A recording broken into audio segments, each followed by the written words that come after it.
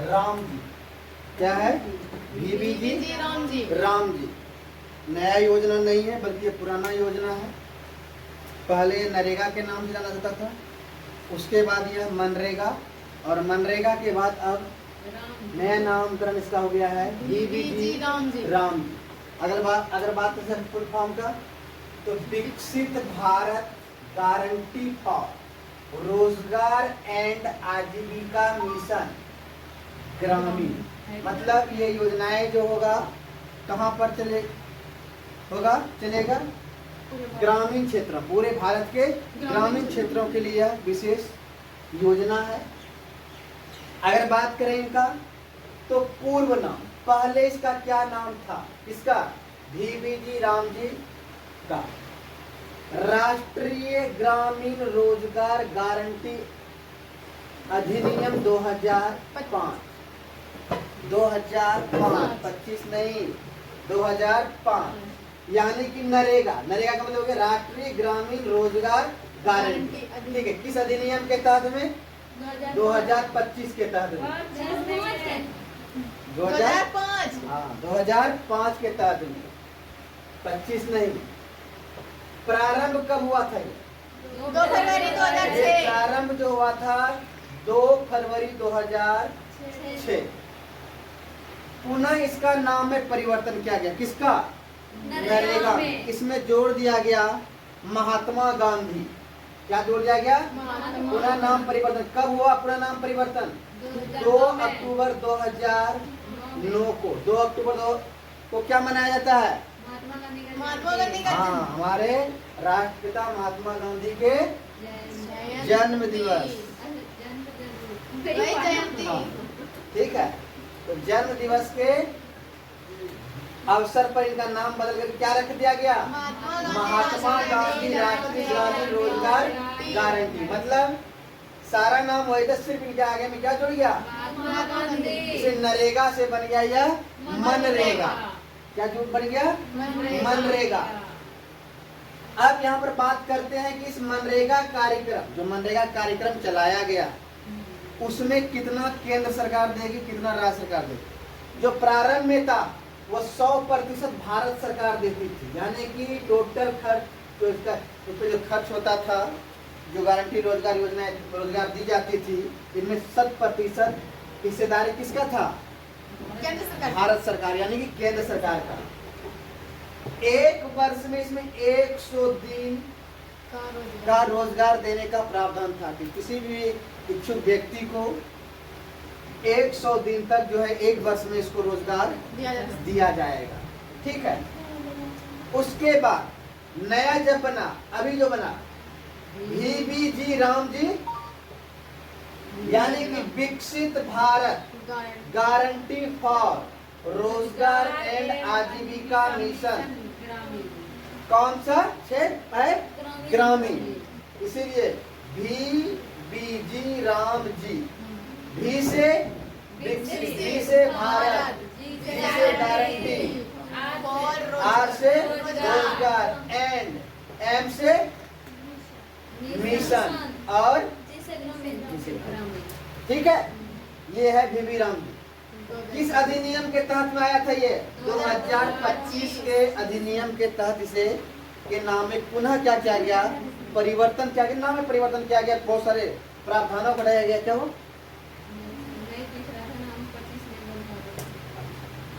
अब यहाँ पर देखिएगा लक्ष्य, इसका क्या लक्ष्य था? मतलब इसका लक्ष्य क्या है? यह भारत सरकार के विकसित भारत 2037 के लक्ष्य को ध्यान में 2047 के लक्ष्य को ध्यान में रखकर बनाया गया है। तो 2037 एक विजन है भारत सरकार का कि 2047 तक में जो है क्या कर देंगे? विकसित भारत बना देंगे। भारत बना देंगे। मतलब सभी को रोजगार। हाँ, सभी को रोजगार। विकसित भारत का मतलब होता है, जैसे कि हमारे यहाँ पर है 2 प्रकार के मतलब होते हैं, एक विकासशील देश और एक विकसित देश। तो हम विकसित देश की श्रेणी में आ जाएं, इसलिए और विकसित देश की श्रेणी में तभी आएंगे जब हमारे यहाँ पर रोजगार का अभाव न, सारे व्यक्ति क्या हो जाए? को रोजगार मिल जाए, चाहे किसी भी माध्यम से, चाहे वो जॉब के माध्यम से या कोई ना कोई रोजगार कर रहा है उनके माध्यम से। हाँ, मतलब आमदनी का सोर्स उनके पास हो, मूलभूत आवश्यकताओं की उनकी पूर्ति हो जाए। ठीक है, इन सारी चीजों को जब तक नहीं होगा तब तक हमारा देश विकसित नहीं होगा। तो विकसित भारत का मिशन हमारे तत्कालीन प्रधानमंत्री नरेंद्र मोदी ने रखा है कि 2047 तक इस लक्ष्य को क्या किया जाएगा, पूरा किया जाएगा। उन्हीं में से एक कदम है यह आपका बीबीजी रामजी योजना, ताकि इसके तहत में अधिकतर लोगों को क्या किया जाए, रोजगार उपलब्ध कराया जाए। अब यह बात है कि लागू कब होगा, यह लागू इसी महीने में 1 जुलाई 2026 1 जुलाई 2026 से यह क्या हो गया, लागू हो गया।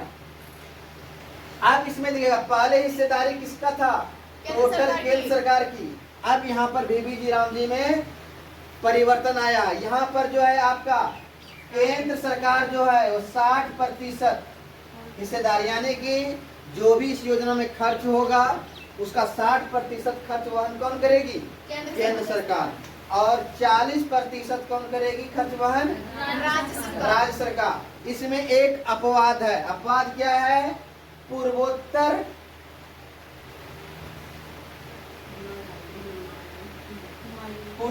वो हिमालयी राज्यों के लिए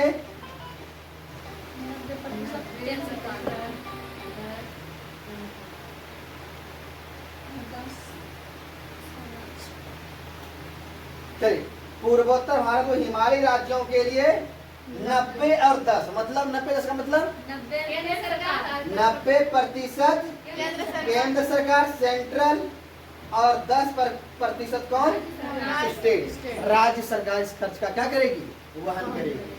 ठीक है, अब इसके बाद आते हैं वर्ष में रोजगार। पहले कितना था एक वर्ष में रोजगार, 100 दिन था। अब इनको बढ़ा करके कितना कर दिया गया है, 125 दिन कर दिया गया है। कितना कर दिया गया है, 125 दिन। अब देखिए ये किन किन क्षेत्रों में कार्य करेगी, ये किन किन क्षेत्रों में रोजगार मुहैया कराएगी। मुख्य 4 क्षेत्र हैं पर फोकस किया जाएगा। कौन कौन पर, जल सुरक्षा, चाहे जल सुरक्षा में चाहे वो तालाब का निर्माण हो, ठीक है, नहर का निर्माण हो, कुआं का निर्माण हो, ठीक है, इन सब पर। उसके बाद एक ग्रामीण बुनियादी ढांचा। ग्रामीण बुनियादी ढांचा का मतलब है सड़क सुविधाएं, छोटे छोटे जो सड़क बनाए जाएंगे, हाँ, ग्रामीण इलाकों में, उन पर खर्च किया जाएगा। ठीक है, उनमें रोजगार सृजित होगा। जल सुरक्षा में अगर तालाब खोला जाएगा तो उनमें मजदूरों की आवश्यकता होगा, उनमें रोजगार का सृजन होगा। ठीक है, खेती और स्वयं सहायता समूहों के लिए मददगार, यानी खेती कर रहे हैं, स्वयं सहायता समूह बना रहे हैं, कोई रोजगार कर रहे हैं, तो उनमें भी आपको क्या किया जाएगा, सहायता दिया जाएगा। और मौसम बदलाव से निपटने वाले कार्य, यानी कि मौसम बदलाव से जो चीजें में परिवर्तन आएगा उन पर भी जो है, मौसम बदलाव का यहाँ पर अगर बात करें तो मौसम बदलाव का मान लीजिए कि कहीं आज क्या हो गया, मान लीजिए कि सूखा पड़ गया, किसानों का क्या हो जाएगा, बहुत मारा पड़ जाएगा, किसानों के लिए बहुत नुकसान होगा। तब ऐसे किसान तो बेरोजगार हो जाएंगे। अभी तक भारत सरकार सोच रही थी कि ये क्षेत्र किसान का है, तो किसान को तो रोजगार मिल ही रहा है, किसान किसानी कर रहा है, लेकिन उस क्षेत्र में मारा पड़ गया। अगर मारा पड़ गया तो मौसम में बदलाव के कारण मारा पड़ा। तो ऐसे क्षेत्रों में इन लोगों को कैसे रोजगार दिया जाए, इनकी भी व्यवस्था किया जाए, यानी कि मौसम या फिर बाढ़ से क्षतिग्रस्त हो जाए, बाढ़ से क्षतिग्रस्त हो जाए, तो ऐसे भी किसानों को कैसे, मतलब उनको आजीविका यानी कि रोजगार को कैसे मतलब दिया जाए, इन पर इसके यानी इन क्षेत्रों में खास करके रोजगार पर क्या कर रही है। अगला है मजदूरी में बढ़ोतरी। इस बार यह नियम लाया गया है कि मजदूरी में जो है बढ़ोतरी किया है। कितना बढ़ोतरी किया गया है, 28 रुपया 6 पैसा, 6 पैसा या 60 पैसा, 60 पैसा। तो 28 रुपया 60 पैसे प्रतिदिन की बढ़ोतरी की गई है। कितना बढ़ोतरी की गई है, 28 रुपया 60 पैसा। तो औसत दैनिक मजदूरी व्यक्ति का कितना हो जाएगा, पहले था 298 रुपया 80 पैसा से बढ़कर 327 रुपया 40 पैसा प्रतिदिन हो गई। तो इसमें आपको पता है क्या, किसी का मजदूरी 350, किसी का 450, लेकिन इसमें ध्यान रखा कि न्यूनतम मजदूरी कितना 300 से कम नहीं होना चाहिए। यहाँ पर पूछा था कि VBG योजना में न्यूनतम मजदूरी कितना रखा गया है 300। औसत मजदूरी कितना है, कितना दैनिक बढ़ाया गया है, पहले कितना था 280 पैसा। ये चीजें जो है आपको याद ध्यान में रखना होगा। अब अगला ध्यान दीजिएगा, क्या नया कार्ड बनवाना होगा, क्योंकि इसके लिए कार्ड बनवाना होता है। रोजगार प्राप्त कर लीजिएगा आपको, हाँ इसके लिए क्या बनाना पड़ता है, कार्ड बनाना पड़ेगा। अब यहाँ पर है, क्या कार्ड बनाना पड़ेगा नहीं, पुराना जॉब कार्ड ही रहेगा, बस क्या करना है, इनका KYC जरूरी है। आप KYC इसको करवा लें। कितने दिनों में होगा भुगतान, मान लीजिए हमने मजदूरी किया, कितने दिनों में, क्या 3 महीने के बाद, 2 महीने के बाद, यह भी इसमें प्रावधान किया गया है। हर हफ्ते भुगतान करना है, या अधिकतम कुछ कारणवश परिस्थितिवश डिले हो जाए तो 15 दिन से ज्यादा डिले नहीं होना चाहिए मजदूरों को भुगतान करने में। यानी जो रोजगार पारिश्रमिक उसको मिलना चाहिए, वो मैक्सिमम पारिश्रमिक उसे 15 दिन में उसे मिल जाना चाहिए। अगर देरी होता है 15 दिन से ज्यादा तो उनको 0.05% अतिरिक्त भुगतान करना पड़ेगा। अगर प्रतिदिन हाँ पर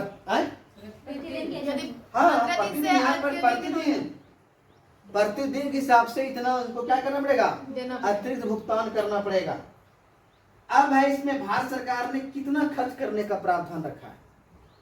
तो यहाँ पर जो है केंद्र सरकार ने जो है 95,692.31 यानी कि करोड़ केंद्र सरकार का बजट है। इन्होंने यह अनुमानित बजट रखा है कि हम इतना खर्च इसमें करेंगे।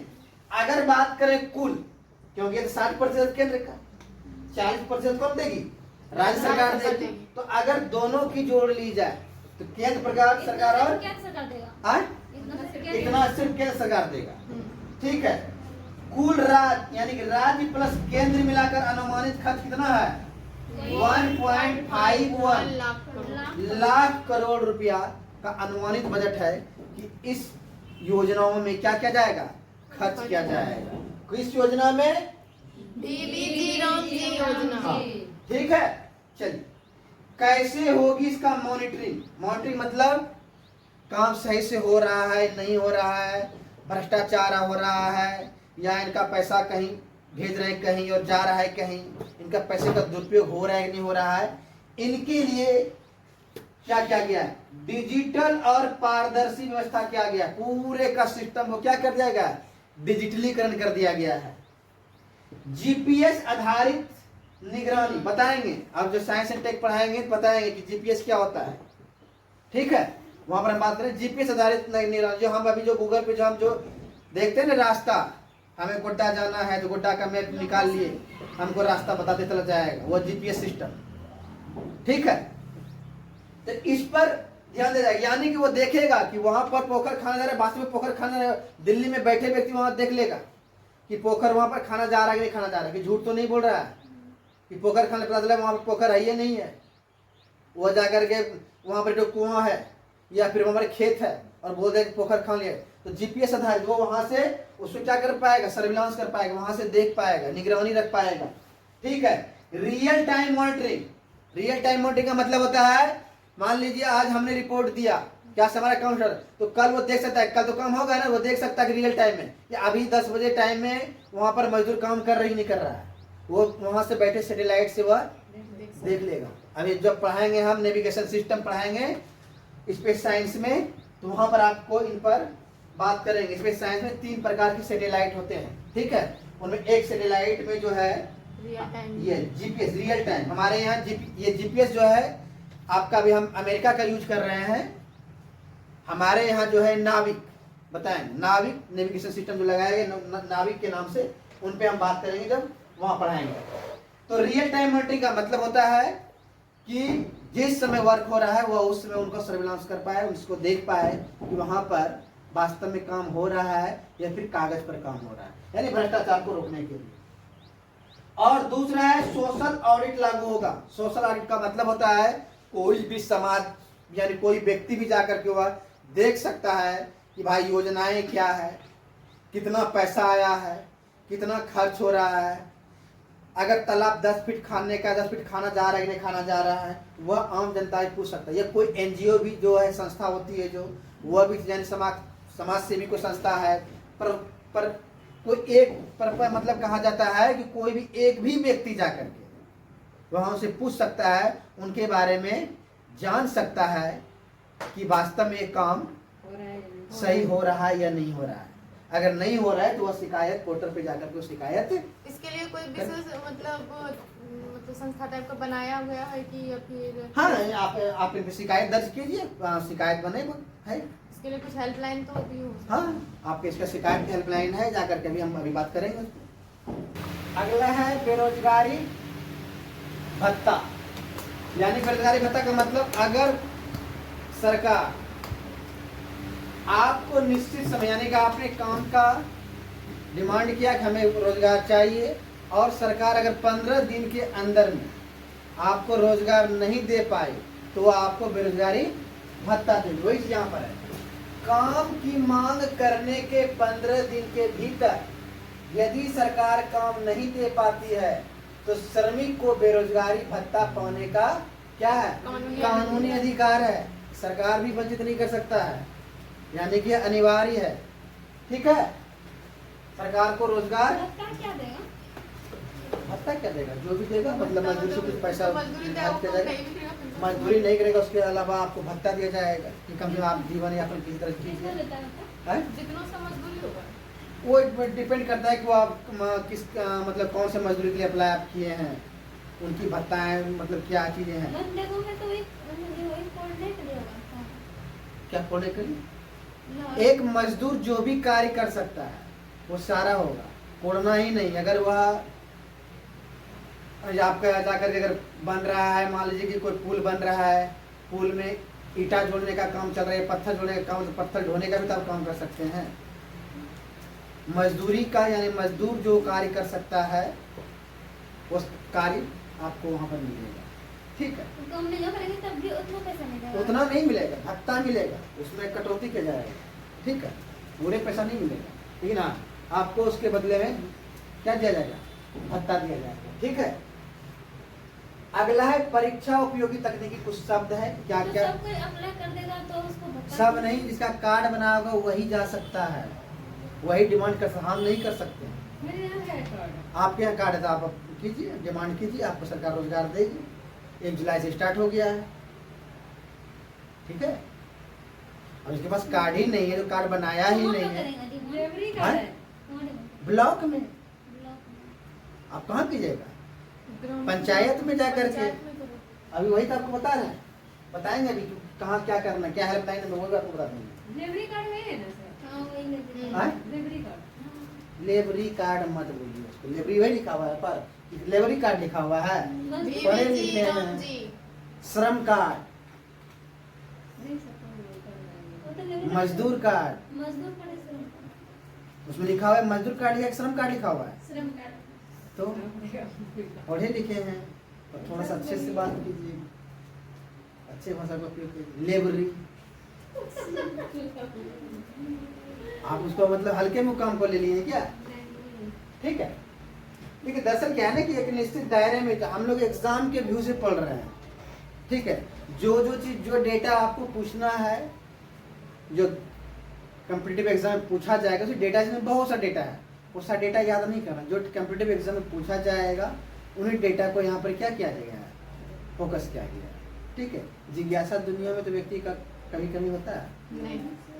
मनरेगा का पूरा पेशा निकाल पूरा मन से पूरे साल बहुत सारा अब कानूनी अधिकार क्या है वो सारा पढ़िए बैठ करके आर्टिकल निकाल कर। ठीक है, कुछ उपयोगी शब्दावली जैसे कि VGPCC यानी कि विकसित ग्राम पंचायत योजना।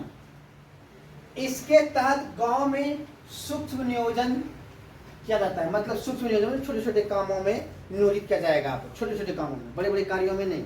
जो मजदूरी का कार्य होता है उनमें आपको क्या नियोजित, यानी उनमें आपको काम में लगाया जाए। एक आपका युक्त धारा पोर्टल है, जब आप गूगल पर सर्च कीजिएगा युक्त धारा पोर्टल, ठीक है। इस योजना के तहत संपत्तियों और तालाबों या फिर सड़कों जहां पर काम हो रहा है, ठीक है, कि जियो टैगिंग और भू स्थानिक मैपिंग के लिए प्रयुक्त होने वाला तकनीकी प्लेटफॉर्म है। इसी प्लेटफॉर्म से, युक्त धारा प्लेटफॉर्म से जो है वह सरकार आपको देखेगी कि आपका तालाब या सड़क या जो पैसा जहां जा रहा है वास्तव में वो पैसा वहां सही स्थानों पर पहुंच रहा है कि नहीं रहा। ऐसा तो नहीं कागज पर ही जाकर के बन गया और पैसा खत्म हो गया। इसको जियो टैगिंग किया जाएगा, यानी तालाब बन रहा है, सड़क बन रहा है, तो उसको जियो टैगिंग, वास्तव में वहाँ पर रोड बन रहा है कि नहीं बन रहा है, वहाँ पर तालाबों का खुदाई हो रहा है कि नहीं हो रहा है, ठीक है। ये किस पर देखिएगा कि मतलब किससे सर्विलांस करेगा, यह युक्त धारा नाम पोर्टल नामक एक पोर्टल है, ठीक है। उसके बाद एक एकीकरण शब्द आता है। इस योजना को राष्ट्रीय स्तर पर पीएम गति शक्ति राष्ट्रीय, अब यहां बनेगा पीएम गति शक्ति योजना जो है, उन पर भी कभी होगा तो एक तो क्लास ले लेंगे उन पर, ठीक है। राष्ट्रीय मास्टर प्लान, यानी कि पीएम गति शक्ति राष्ट्रीय मास्टर प्लान और विकसित Bharat national rural infrastructure stack से जोड़ा गया है। मतलब पीएम गति शक्ति राष्ट्रीय मास्टर प्लान और विकसित Bharat national rural infrastructure stack से क्या क्या गया है, स्टैक से जोड़ा गया है। किसको, इसको जोड़ा गया है, यानी कि ताकि जो प्रधानमंत्री जो विकसित भारत का सपना देखा है उस सपने को क्या किया जाए, पूरा किया जाए। बल्कि ये प्रधानमंत्री नहीं देखे, बल्कि वह भारत के हर नागरिक देखे कि हमारा राष्ट्र क्या हो, विकसित हो जाए, ठीक है। अब अगर बात करें तो थोड़ा सा देख लीजिए, बता देते हैं आपको। अगर आपको शिकायत दर्ज करना है, ठीक है, तो इनका एक शिकायत केंद्र है आपका राष्ट्रीय नरेगा के राष्ट्रीय नरेगा एक website, toll free helpline number है VBG राम जी, ठीक है। VBG राम जी के लिए केंद्र राज्य द्वारा जारी टोल फ्री नंबर, केंद्र या राज्य द्वारा जारी है ये नंबर। कितना नंबर है, 1800, ठीक है, 110 707, ये है टोल फ्री नंबर। इस पर आप अपना शिकायत दर्ज करा सकते हैं, कॉल करके अपनी समस्या को आप दर्ज करा सकते हैं। इसके अलावा भी झारखंड सरकार का जन शिकायत पोर्टल भी है एक, झारखंड सरकार, क्यों हम झारखंड में पढ़ रहे हैं, वैसे बिहार सरकार का कोई पोर्टल होगा या वहां पर ऐप होगा शिकायत दर्ज कराने के लिए, वहां भी आप कर सकते हैं, या कॉमन नहीं तो आप इस पर शिकायत दर्ज कर सकते हैं, ठीक है। और कोई प्रश्न?